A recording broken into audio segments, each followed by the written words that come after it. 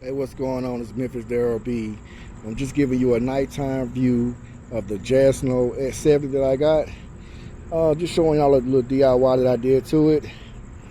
Of course, you can see I painted the panels. I did those green. I also did the pedals green. I did do the tires also. You can see I painted the strips on them too. Just give it a nice look to it. Well, I like it. I don't know how you guys feel about it, but I like it. Did the LED speakers. Did the grips the same color as the seat.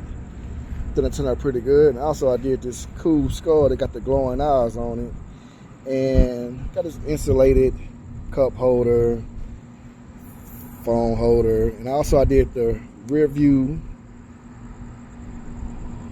camera. So instead of using using regular mirrors, I wanted to use rear view camera, which worked out perfect for me. I got that on all my bikes.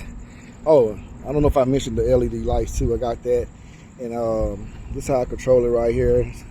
So I can just cut it on for my thing now. So I just put it right here inside my cup holder when I'm not using it. But yeah, once again, it's the Jansno X70 that I did the DIY on.